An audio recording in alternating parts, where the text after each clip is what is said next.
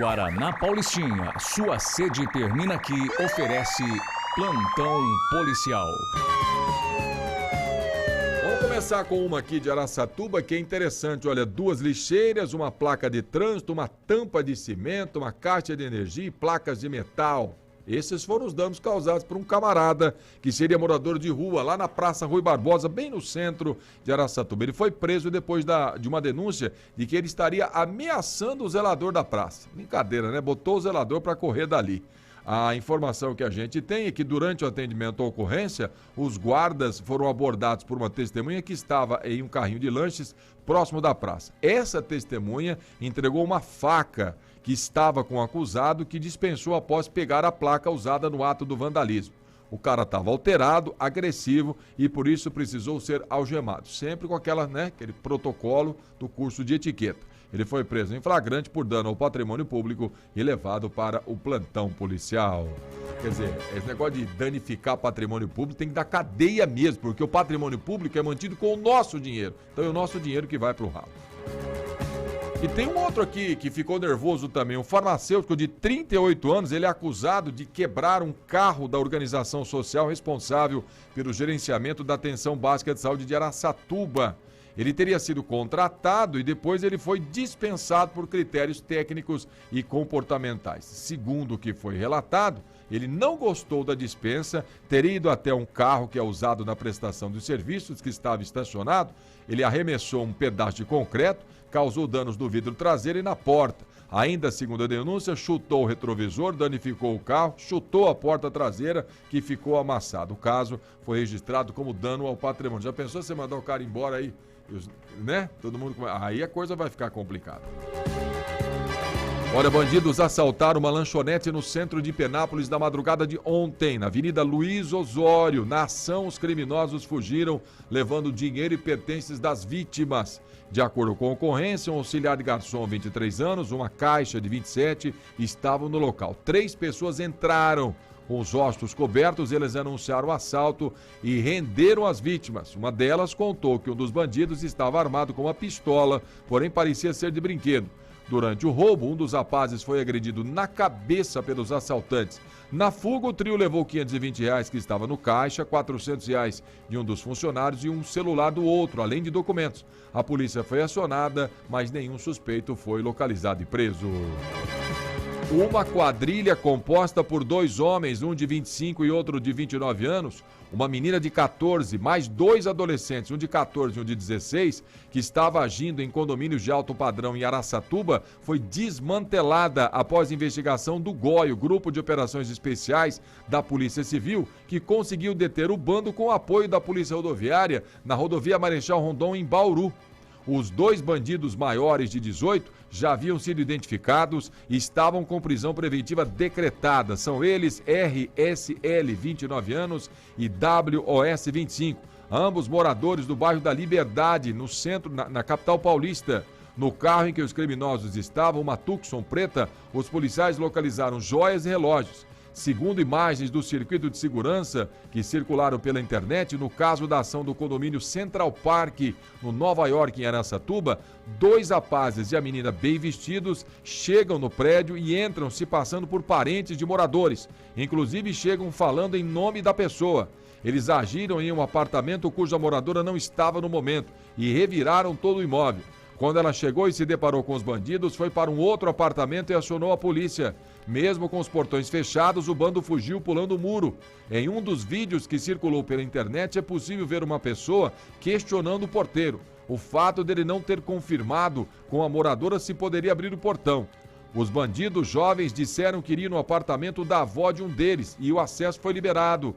A equipe do GOI também conseguiu levantar pela placa do carro e registro dos pedágios que o veículo chegou em Araçatuba na madrugada de segunda-feira e os bandidos ficaram hospedados em um hotel no centro.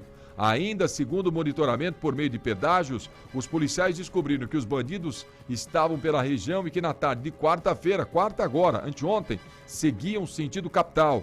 Quando o carro passou por Guaraçaí, o GOI acionou a Polícia Rodoviária de Bauru, que montou um bloqueio para abordar o carro.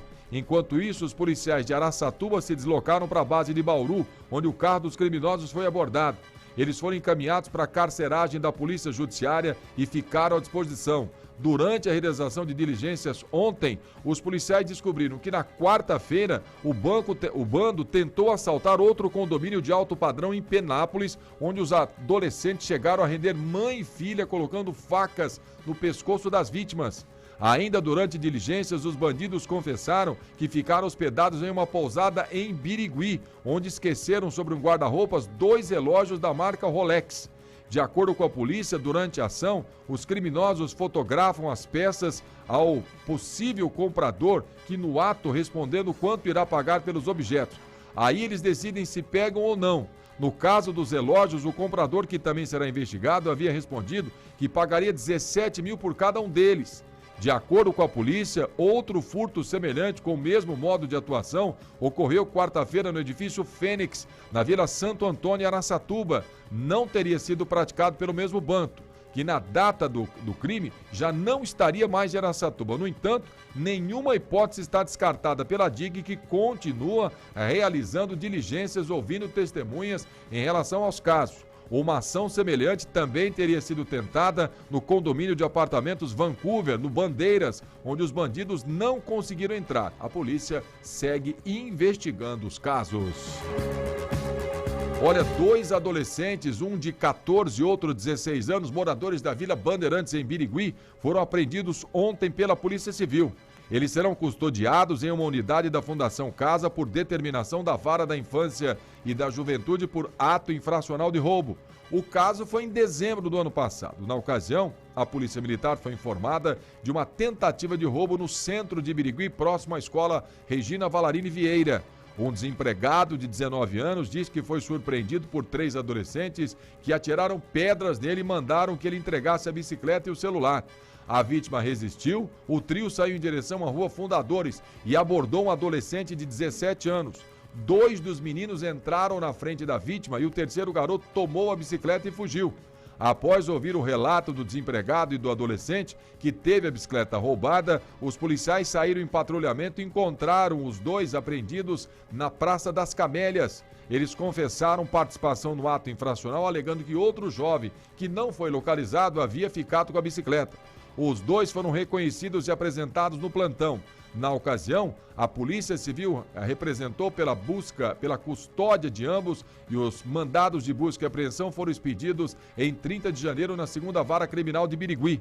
Um dos mandados foi cumprido no final da manhã de ontem e outro no início da tarde desta quinta-feira.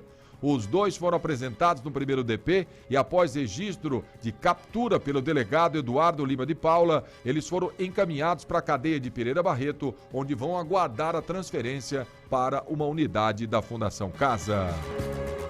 Olha, um caminhoneiro morreu ao ser atropelado por outro caminhão na Marechal Rondon, em Promissão. Segundo a Polícia Rodoviária, a vítima desceu do veículo para verificar um problema no caminhão quando outro caminhoneiro, que seguia pela via, o atropelou e também atingiu o caminhão parado. O motorista que atropelou a vítima foi socorrido em estado grave. O motorista do caminhão que desceu morreu no local. Uma das faixas foi interditada para atendimento da ocorrência. E para fechar, a Polícia Civil tenta identificar o corpo ou um corpo em decomposição que foi encontrado ontem à tarde no chamado Córrego da Divisa, limite entre Araçatuba e Guararapes. Segundo informações, o cadáver estava sem roupa e aparentemente não havia sinais de violência por perfuração, como tiros e facadas.